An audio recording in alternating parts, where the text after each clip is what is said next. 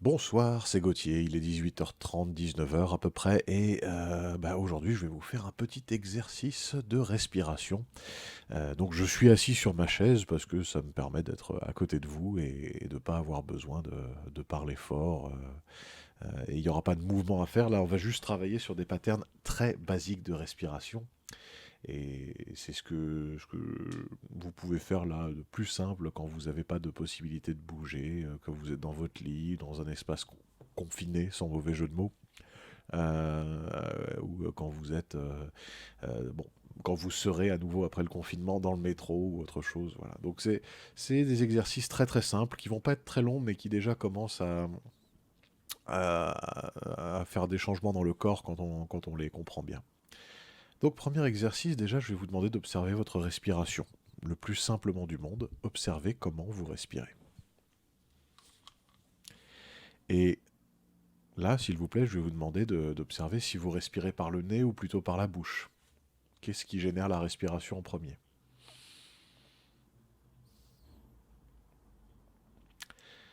Ensuite, observez si vous respirez d'une manière particulière au niveau du corps. Il n'y a pas de mauvaise manière de respirer, mais fatalement, la position que vous avez, alors il y a peut-être des gens qui se sont mis sur un tapis en attendant quelque chose, ou en attendant quelque chose de cette séance, en pensant qu'on allait faire des étirements comme d'habitude. Il y a peut-être des gens qui ont vu que j'étais sur une chaise, donc ils se sont dit, ah bah ok, je me mets sur une chaise, mais observez dans la position dans laquelle vous vous trouvez, comment vous respirez, comment est-ce que votre corps travaille. Parce que le simple fait de respirer, ça génère du mouvement. Donc c'est ça qui m'intéresse, c'est que vous ayez déjà la conscience du mouvement quand vous faites ça.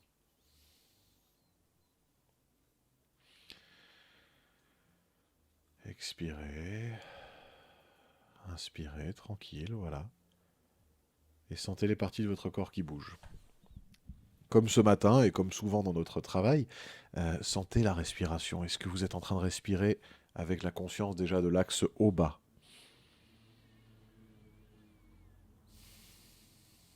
C'est-à-dire le corps qui se soulève légèrement, qui se contracte et qui se dilate, s'étend et se recroqueville pendant tout le cycle de respiration, de haut en bas. Même chose de gauche à droite, sentez l'expansion et la réduction du corps sur l'axe gauche-droite. Même chose dans le ventre, sentez l'expansion et la réduction du corps, en avant et en arrière.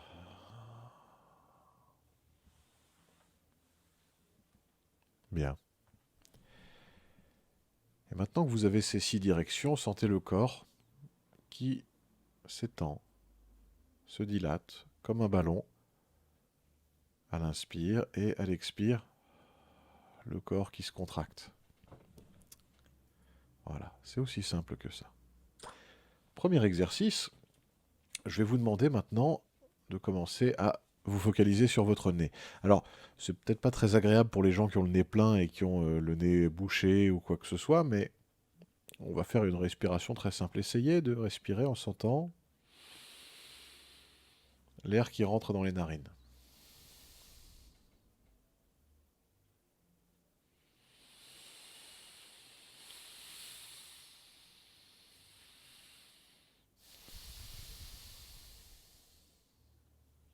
Essayez de sentir les petits muscles qu'il y a dans votre nez. Il y a des tout petits muscles qui vous permettent de fermer ou d'ouvrir les narines. Vous voyez là, je peux le faire moi, là je peux le faire devant la caméra, regardez. Là je peux fermer un peu ou je peux ouvrir.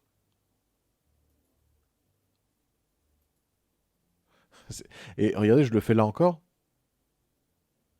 Vous voyez que je suis pas en train de froncer les sourcils ou de faire... Voilà, ça c'est autre chose.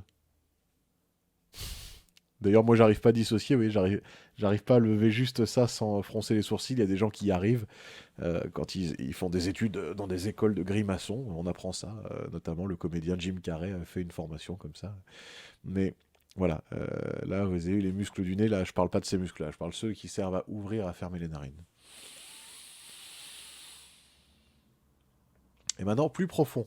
Il y a des muscles qui servent à changer le bruit de votre respiration quand vous respirez. Alors, regardez.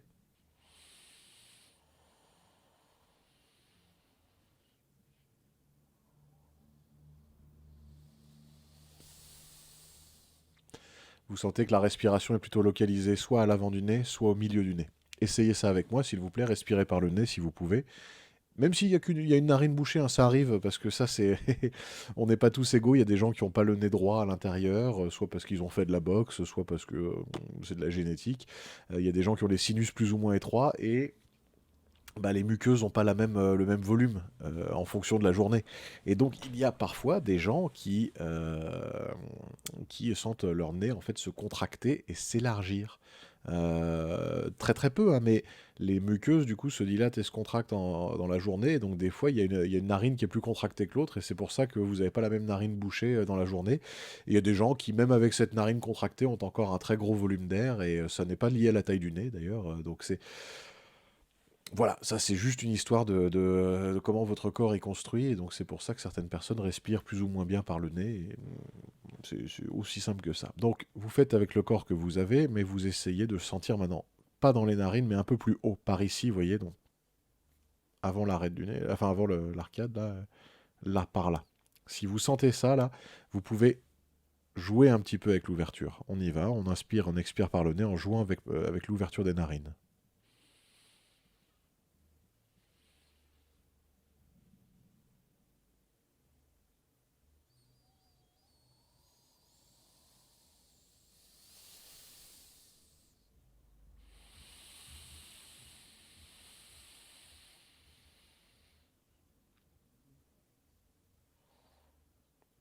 Le bruit peut changer pendant que vous travaillez. Notez aussi un petit détail quand vous le faites, que vous respirez par le nez. Si vous respirez plutôt par l'avant du nez en localisant la conscience par là, vous n'activez pas tout à fait les mêmes contractions. Il y a une manière de respirer qu'on utilise plutôt pour sentir des plats ou des fleurs ou des choses comme ça. Et il y a un truc qu'on utilise pour pomper de l'air avec le nez, c'est pas la même chose. Et plus vous allez profond, plus vous sentez profondément là, le nez. Et vous voyez, si on devait faire une ligne là, en ligne droite depuis les tempes, on arriverait à cette zone-là. Si on respire, voilà, il y a des études qui montrent que cette manière de respirer par le nez est très profond. Et ben, elle est connectée, enfin, cette zone-là du nez est connectée à certains canaux au niveau neurologique, et du coup, ça agit notamment sur la sensation de panique. Observez hein, d'ailleurs les gens en situation d'attaque de panique. Vous avez jamais de situation d'angoisse qui perdure et de panique particulièrement quand les gens respirent par le nez. C'est toujours par la bouche. Donc si un jour vous sentez qu'il y a quelqu'un qui panique énormément, bah, vous pouvez, c'est pas une connerie, hein. Exiger, dites respire par le nez, machin, respire par le nez, jusqu'à ce qu'il se mette à respirer vraiment par le nez. Au pire, fermez-lui la bouche, mais pourquoi pas, ça marche pas mal. Donc, on y va encore une fois, on essaye d'aller plus profond avec le nez, c'est parti. Et expirez par la bouche. Pourquoi? Parce que si vous vous laissez aller par le nez, bah, vous risquez de... Même avec le nez un peu vide, vous allez expulser des miasmes sur les gens. Donc inspirez par le nez, expirez par la bouche. C'est parti.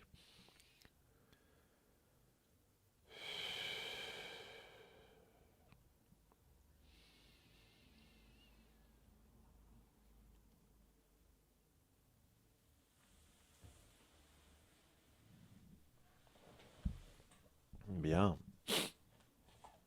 Ah, ça me débouche le nez, c'est génial. J'adore ces exercices-là parce que moi j'ai un rhume des foins là. Donc il est en train de se finir. Là, ça y est, la saison est en train de passer.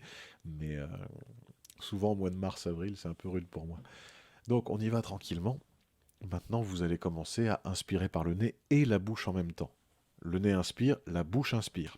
Donc, ça ne veut pas dire que vous allez faire un truc très difficile, hein, en fait. Regardez, je le fais une fois, là par le nez, là par la bouche, là par le nez et la bouche. Je peux inspirer et expirer par le nez et la bouche à la fois. Donc, attention, hein, il n'y en a pas un qui souffle et l'autre qui inspire. Non, non. Vous avez le nez qui inspire, la bouche qui inspire, le nez qui expire, la bouche qui expire. Attention, c'est à vous. Inspirez. Expirez. Vous avez vu, il y a plus d'air qui sort et qui rentre, donc les temps sont plus courts. C'est parfaitement normal. Vous allez me le refaire, s'il vous plaît, et cette fois-ci, je voudrais que vous vous mettiez dans une logique où vous essayez de ne pas prendre le maximum d'air. Encore une fois, le nez et la bouche en même temps.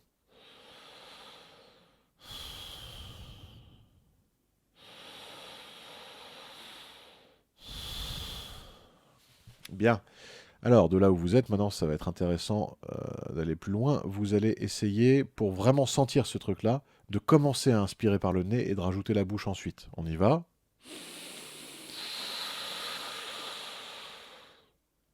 On expire par le nez, on rajoute la bouche ensuite.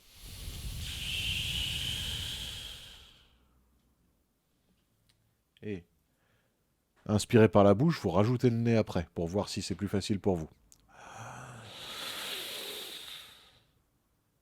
Expirez par la bouche, vous rajoutez le nez après. Et encore une fois, nez et la bouche en même temps, comme il vous plaira.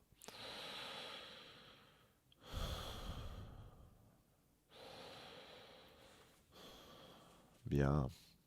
Alors maintenant, c'est ça qui va être marrant. C'est ça que je vous propose de sentir un petit peu. Vous allez essayer de comprendre pourquoi les deux canaux sont liés. Il y a peut-être des gens que vous avez déjà vus comme ça chez les instrumentistes avant, notamment cet instrument africain, le didgeridoo, qui ressemble à un tronc d'arbre noir laqué, et les gens soufflent dedans comme ça. Voilà, ça c'est ça le didgeridoo.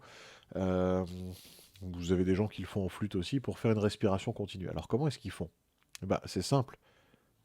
On peut souffler de deux manières. On peut souffler avec les poumons ou on peut souffler avec la bouche. Voilà. Pour sentir que vous avez moyen de souffler avec la bouche, c'est juste la curiosité intellectuelle. On va pas apprendre à le faire parce que ça pour le coup c'est vraiment pour les gens qui jouent de la musique et pas tellement pour ce que moi j'enseigne. Mais comprenez voilà qu'il y a des gens qui font ça. Et si vous le faites là, comme si même si vous n'arrivez pas à le faire avec de l'air, avaler une gorgée d'eau, allez la cracher dans un évier ou sur la pelouse, ou par la fenêtre s'il n'y a personne en dessous, faites ça, vous allez voir que vous allez cracher de l'eau. Et vous pouvez le faire aussi à la maison en inspirant avec le nez, en même temps que vous soufflez. Regardez, je le fais, donc je vide mes poumons, je vais inspirer par le nez, je vais souffler par la bouche, mais souffler seulement avec ma bouche, pas mes poumons. C'est ça la ruse pour y arriver, le petit truc à comprendre. Donc je vous le montre. Je peux le faire avec les joues pleines. Voilà, et donc, moi je le fais très peu parce que c'est pas du tout mon métier, mais les gens qui jouent du didgeridoo ou de la flûte ou de la trompette et qui veulent faire ça bien, bah, ils ont des joues monstrueusement puissantes, ils soufflent et en fait ils arrivent à inspirer énormément par le nez en même temps qu'ils soufflent très fort par la bouche, et ce qui fait qu'à force ça devient continu et personne ne l'entend. Et c'est miraculeux hein, comme continuité de souffle, mais voilà, c'était pour la curiosité. On va pas faire travailler ça aujourd'hui, mais sentez que voilà, les deux canaux sont ensemble. Donc si vous voulez respirer par les poumons, vous pouvez pas inspirer et souffler en même temps a priori. Donc on y va encore une fois. Inspirer, souffler par la bouche. Pardon, excusez-moi. Inspirer, souffler, mais par la bouche et le nez en même temps.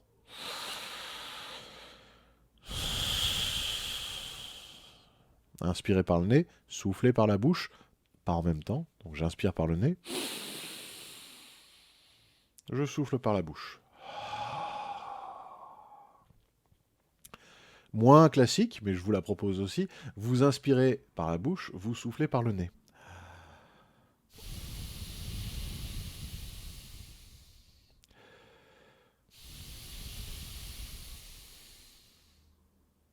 Encore un autre que j'aime beaucoup, et là ça commence à être marrant. On y va. Vous inspirez par le nez. Vous retenez la respiration. Vous soufflez par la bouche. Et encore, inspirez par le nez. Bloquez la respiration. Soufflez par la bouche. Et encore.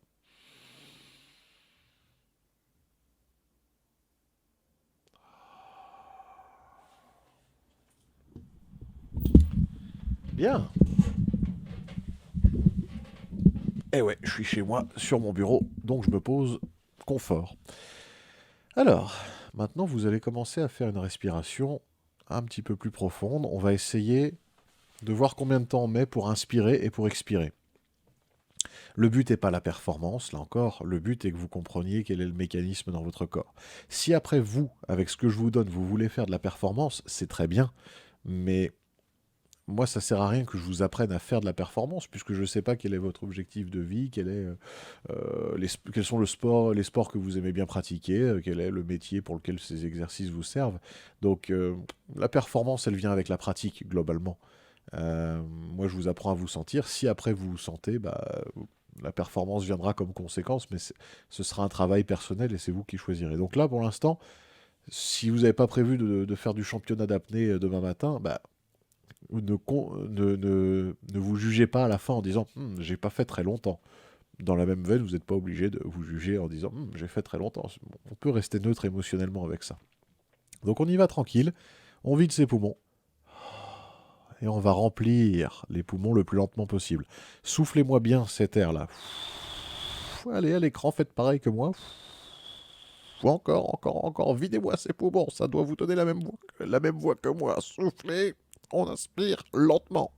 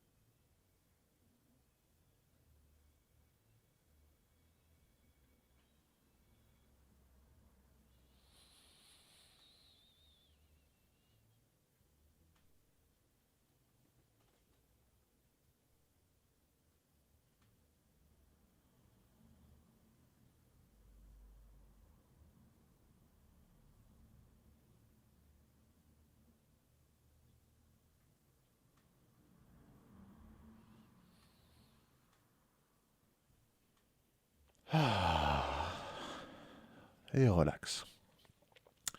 Certainement que dans le lot, il y en a qui ont besoin encore de continuer plus loin.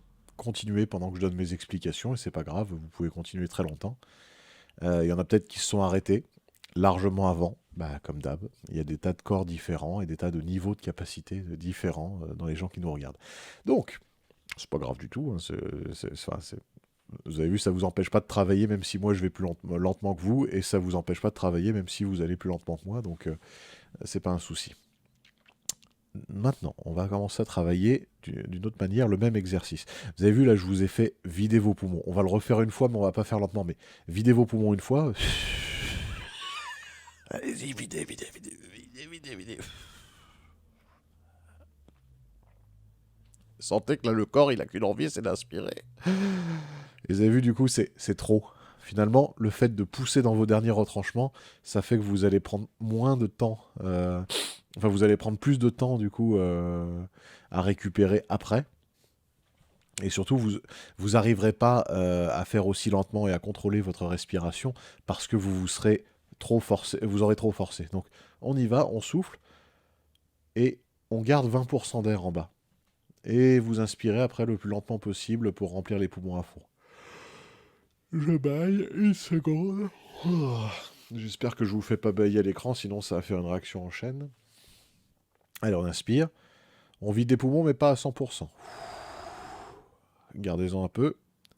Maintenant, vous inspirez le plus lentement possible. C'est parti.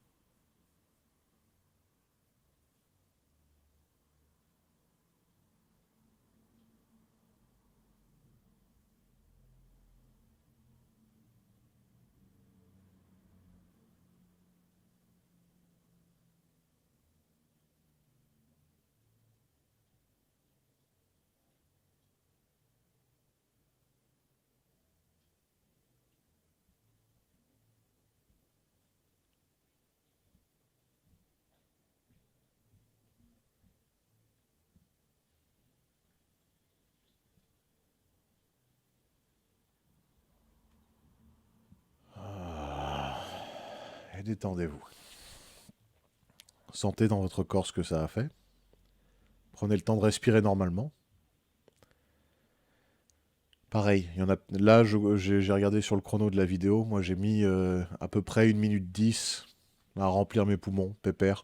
Je me suis pas poussé. Peut-être je pourrais arriver à 2 minutes en poussant bien. Je sais pas comment c'est pour vous, mais faites-le pas en cherchant à vous pousser absolument. Ça détend. Non, non, cherchez d'abord la conscience corporelle. Donc, là, c'est plutôt pas mal pour sentir un truc, c'est que vous avez vu, si vous vous poussez dans vos derniers retranchements et que vous soufflez, vous videz l'air complètement, vous avez quasiment rien gagné en termes de temps et de lenteur. Euh, Vous aurez gagné un peu d'oxygène, ça c'est vrai, mais c'est valable plutôt pour des gens qui vont faire de la plongée sous-marine et qui peuvent hyperventiler à mort parce qu'ils savent qu'après, de toute façon, la dette d'oxygène va vite être rattrapée. Bon, par exemple, mais pour les pratiquants de pratiques corporelles, c'est pas nécessaire de se pousser aussi loin en général. Voilà. On va faire la même chose avec l'apnée en apnée pleine, les poumons pleins. Donc quand je dis apnée vide, c'est vous avez les poumons pleins. Les poumons vides, pardon. Apnée pleine, je suis en apnée et j'ai les poumons pleins. C'est souvent à ça qu'on pense quand on pense apnée, du coup, hein, parce que bah, on tient beaucoup plus longtemps quand il y a de l'air dans les poumons. Alors, avec moi, s'il vous plaît, inspirez. On se pousse dans les derniers retranchements. Vous inspirez le plus fort, le plus loin, le plus longtemps possible. Ok.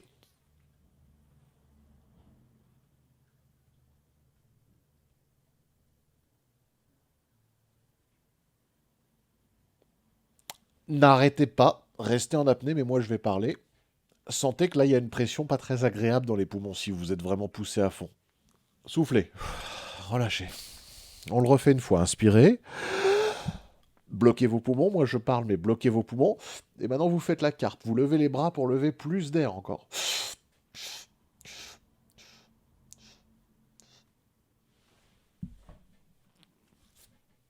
Gardez les poumons pleins. Moi, je parle, mais gardez les poumons pleins, vous.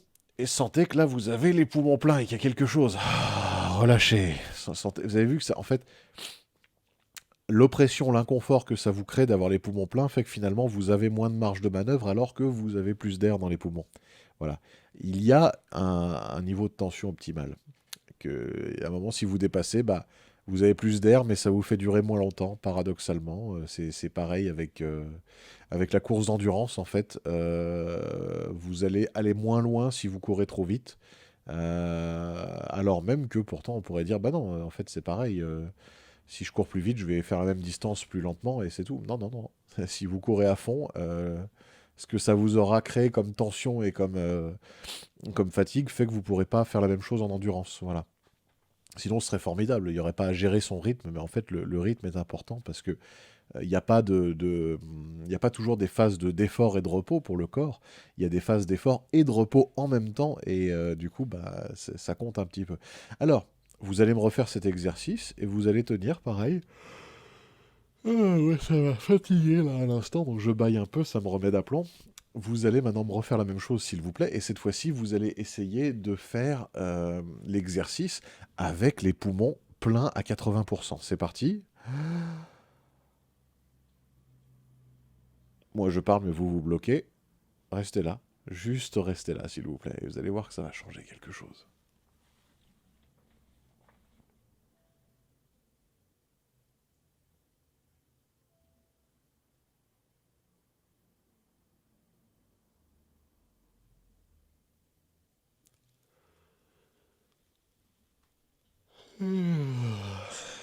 Et relax. Voilà. Donc, dans tous les exercices qu'on fera jusqu'à la fin du confinement, je vais rajouter de la respiration, parce que c'est très important, la respiration. Mais essayez de comprendre que, voilà, déjà, sentir le volume de vos poumons, sentir par où est-ce que vous respirez. La tête, le nez, le nez, la bouche. Est-ce que c'est la tête qui se soulève quand je respire ou est-ce que c'est plutôt le haut du corps mais que la tête bouge pas? Est-ce que c'est le ventre? Voilà. Dans l'idéal, si vous marchez vraiment en vous contractant et en vous recroquevillant, expansion-réduction comme un ballon de rugby, vous savez, qui gonflerait dans toutes les directions et qui se relâcherait dans toutes les directions. C'est plutôt pas mal. J'ai une élève qui imagine comme ça, elle a une image, elle parle d'une courge butternut, vous savez, ces courges où il y a une boule, puis une deuxième boule par-dessus, enfin deux ballons, voilà. C'est encore mieux qu'un ballon de rugby. Pensez à ça. Pensez à ça et